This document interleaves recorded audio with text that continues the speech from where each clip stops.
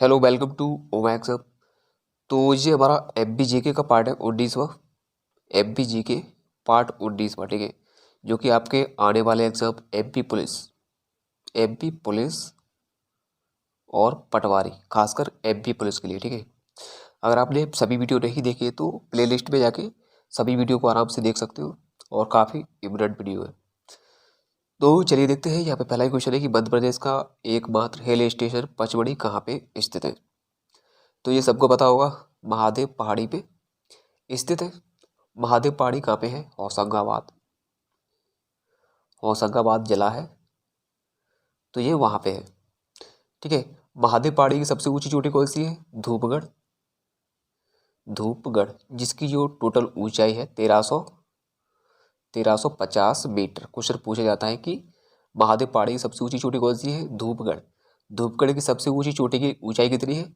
1350 metre, ठीक है। और क्वेश्चन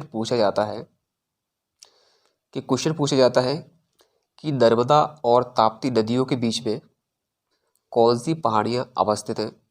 तो आंसर क्या होगा? महादेव पहाड़ियाँ, ठीक है। नर्मदा और ताप्ती, अगर पूछा जाए कि नर्मदा और ताप्ती के बीच में कौन सी पहाड़ियाँ अवस्थित हैं, तो ये है महादेव पहाड़ियाँ। ओके। अगर यहाँ पे नर्मदा की जो बात है, 1312 किलोमीटर ये लंबी है और अनूपपुर अमरकंटक से निकलती है, और ताप्ती बैतूल से निकलती है, जिसकी टोटल 724 किलोमीटर, ठीक है, इसकी लंबाई है। तो इसको याद रखना आपको। दूसरा क्वेश्चन है कि निम्न में से मालवा क्षेत्र के दो महत्वपूर्ण शहर कौन से हैं? आपको पता होगा, नहीं पता है तो ये है उज्जैन और इंदौर, जो कि मालवा के बड़े शहर है। इंदौर तो आपको पता होगा एमपी का सबसे बड़ा शहर है, जिसको एमपी की व्यावसायिक राजधानी कहा जाता है।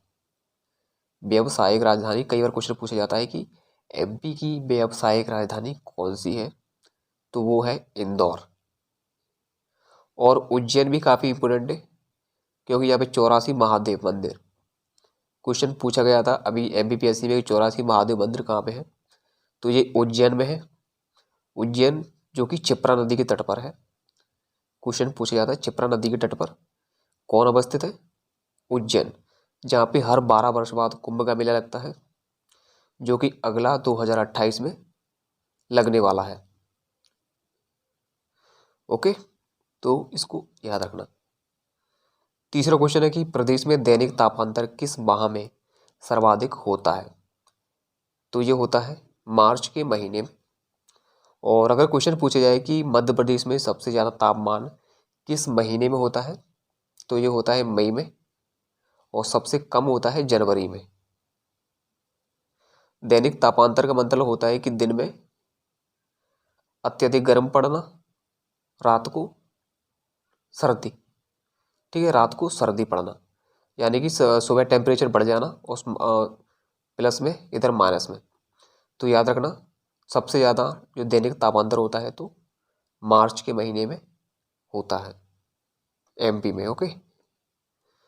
और चौथा क्वेश्चन है कि 1973 में किस उद्यान को टाइगर रिजर्व घोषित किया गया था? तो ये किया गया था कान्हा को, कान्हा राष्ट्रीय उद्यान को। तो ये कहाँ पे है? मंडला में। कान्हा राष्ट्रीय उद्यान किस जिले में है? तो ये मंडला में है। तो क्या हुआ था कि 1933 में इसको मात्र अभ्यारण्य बनाया गया था, ठीक है। क्वेश्चन पूछा जाए अभ्यारण्य इसको 1933 में बनाया गया था। फिर उसके बाद 1955 में इसको राष्ट्रीय पार्क बनाया गया था, नेशनल पार्क, ठीक है, राष्ट्रीय पार्क इसको बनाया गया था। फिर 1973 में इसको टाइगर रिजर्व बनाया गया था। टाइगर रिजर्व मोस्ट इम्पोर्टेंट, इसको याद रखना कि कान्हा को टाइगर रिजर्व कब बनाया था? 1973 में। एमपी पुलिस वालों सुन लो। ओके, तो आप इसको याद रखना। इसकी जो क्षेत्रफल है 940 वर्ग किलोमीटर, ठीक है, इसमें ये फैला हुआ है। तो यहाँ पे इनकी बात कर लेते हैं। पेंच, तो ये इसकी जो स्थापना हुई थी 1983 में, जो कि 292 वर्ग किलोमीटर क्षेत्र में फैला हुआ है। इसका नाम जो पड़ा है पेंच, जो पेंच नदी के नाम पर पड़ा था। इस उद्यान के बीच से पेंच नदी गुजरती है। कौन सी नदी गुजरती है? पेंच नदी गुजरती है। और क्वेश्चन पूछा जाए कि इसको प्रोजेक्ट टाइगर में कब शामिल किया गया था? 1992 में। ओके, तो आप इसको याद रखना। यहाँ से एक इम्पोर्टेंट क्वेश्चन और बन सकता है, क्या है कि इस जो पेंच राष्ट्रीय उद्यान है तो उसमें पेंच नदी गुजरती है, ठीक है। तो क्या है कि यह दो जिलों को अलग करती है। एक तो है छिंदवाड़ा, शॉर्ट में लिख देता हूँ, दूसरा है सिवनी। तो क्वेश्चन पूछा जाता है कि छिंदवाड़ा और सिवनी को कौन सी नदी अलग करती है? तो ये करती है पेंच नदी, जो कि कहाँ पे है? पेंच राष्ट्रीय उद्यान में। ओके, तो आपको याद रखना है। अगला है बांधवगढ़ राष्ट्रीय उद्यान। बांधवगढ़ राष्ट्रीय उद्यान की स्थापना 1968 में की गई थी और ये किस लिए प्रसिद्ध है? सफ़ेद शेरों के लिए। सफ़ेद शेरों के लिए प्रसिद्ध है, सफ़ेद शेरों के लिए। ओके, क्वेश्चन पूछा जाए कि सफ़ेद शेरों के लिए कौन सा राष्ट्रीय उद्यान प्रसिद्ध है? बांधवगढ़। और सबसे ज़्यादा बाघों का घनत्व भी कहाँ पे है? बाघों का घनत्व तो कहाँ पे है? तो ये भी है बांधवगढ़ में। यहाँ पे सबसे ज़्यादा बाघ पाए जाते हैं घनत्व के पैमाने के हिसाब से। तो संजय भी आप जान लीजिए। तो ये सींधी और शहडोल जिले में अवस्थित है। ज़्यादा इम्पोर्टेंट नहीं है, छोड़िए इसको। पांचवा क्वेश्चन है कि बीना और धसान किस नदी की सहायक नदी है? ओके, तो ये इम्पोर्टेंट है काफ़ी, तो इसको आप याद रखना। बेतवा की सहायक नदियां हैं बीना और धसान। तो यहाँ से क्वेश्चन पूछा जाता है कि बीना नदी पे कौन सा एक प्रपात बना हुआ है? उसका नाम है भालकुंड। जो किस नदी पे है? बीना नदी पे। और बीना किस नदी की सहायक नदी है? तो ये है बेतवा की। किसकी? बेतवा की। बेतवा कहाँ से निकलती है? तो ये निकलती है रायसेन जिले से। रायसेन से, ओके, रायसेन के कुमरा गांव जहाँ से हमारी जो बेतवा नदी है वो निकलती है, जिसको एमपी की गंगा कहा जाता है। मोस्ट इंपोर्टेंट क्वेश्चन है, एमपी की गंगा कहा जाता है किसके हिसाब से? प्रदूषण के हिसाब से, क्योंकि सबसे ज़्यादा प्रदूषित नदी है एमपी की। इसकी जो टोटल लंबाई है 480 किलोमीटर। कितनी है? 480 किलोमीटर। और जो माता टीला बांध बनाया गया था, माता टीला, कई बार क्वेश्चन आ चुका है, माता टीला बांध किस नदी पे? तो ये भी बेतवा नदी पे है। ओके, किस जिले में है? रायसेन में। और सांची के जो स्तूप है वो कहाँ पे है? तो वो भी रायसेन जिले में है, ठीक है, जिसे 1989 में यूनेस्को में जोड़ा गया था। क्वेश्चन पूछा जाए कि सांची किस नदी के तट पर है?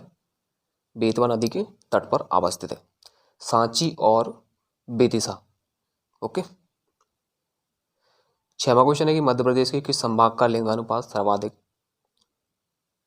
तो 2011 के हिसाब से देखें तो सबसे ज़्यादा है शहडोल। और बात करते हैं 2001 के हिसाब से, तो सबसे ज़्यादा था जबलपुर का, जो कि अब दूसरे नंबर पे आ गया है जबलपुर। पहले भी कौन सा है? शहडोल संभाग। ओके, सातवां क्वेश्चन है कि मध्य प्रदेश में, अब क्वेश्चन यहाँ पे है अल्कोलाइड, ठीक है, अल्कोलाइड, टाइपिंग में मिस्टेक हो जाए। अल्कोलाइड फैक्ट्री कहाँ पे है? तो ये है नीमच में। कहाँ पे है? नीमच में है। इसकी डेट याद रखना आपको। इसकी जो शुरुआत हुई थी 1 अप्रैल 1935 को की गई थी। आठवां क्वेश्चन है कि अमिताभ विजयवर्गीय किस खेल से संबंधित है? तो ये क्वेश्चन भी कई बार आ चुका है। तो ये है क्रिकेट खेल से। अमिताभ विजयवर्गीय का जन्म इंदौर में हुआ था। इंदौर में, ये याद रखना, इंदौर में कब हुआ था? 1965 में, जो कि क्रिकेट खेल से संबंधित है। 9वां क्वेश्चन है, अगर आपको वीडियो अच्छा लगता है तो वीडियो को और लाइक और शेयर जरूर कर दीजिए, ताकि आपके फ्रेंड्स की भी थोड़ी बहुत हेल्प हो सके। 9वां क्वेश्चन है कि ग्राम पंचायतों में सरपंच का चुनाव होता है। तो आपको पता होगा कि हम वोट डालने जाते हैं, जो कि प्रत्यक्ष रूप से होता है। लेकिन जो उप सरपंच होते हैं, उप सरपंच, उनका चुनाव अप्रत्यक्ष रूप से होता है। और अगर क्वेश्चन पूछा जाए कि पंचों का चुनाव कैसे होता है, पंचों, जो आपने देखे होंगे गांव में पंच होते हैं, तो उनका चुनाव प्रत्यक्ष रूप से किया जाता है। ओके, आपको नहीं पता होगा ये, मैं आपको बता रहा हूँ, उनका चुनाव प्रत्यक्ष रूप से किया जाता है। हमारा आखिरी क्वेश्चन है, डायनासोर के अश्मीभूत अंडे पाए गए हैं। तो जो अंडे पाए गए हैं, जो कि 6.5 करोड़, 6 करोड़ 50 लाख वर्ष पुरानी जो स्थान है जहाँ पे डायनासोर अपना प्रजनन यानी कि अंडे वगैरह देते होंगे, तो उस स्थान की खोज की गई है, वो धार में की गई है। धार, धार किस लिए प्रसिद्ध है? मांडू के लिए। क्वेश्चन पूछा जाता है मांडू कहाँ पे है? मांडू तो प्रसिद्ध है, मांडू काफ़ी दुनिया में, तो ये धार जिले में अवस्थित है। तो इनको आप याद रखना है। और जहाँ पे धार जिले में डायनासोर राष्ट्रीय उद्यान की स्थापना करने की प्लानिंग चल रही है। तो जैसे ही बन जाता है तो आपको करंट अफेयर बन जाएगा, ठीक है। तो ये थे हमारे आज के क्वेश्चंस। उम्मीद है आपको वीडियो अच्छा लगा।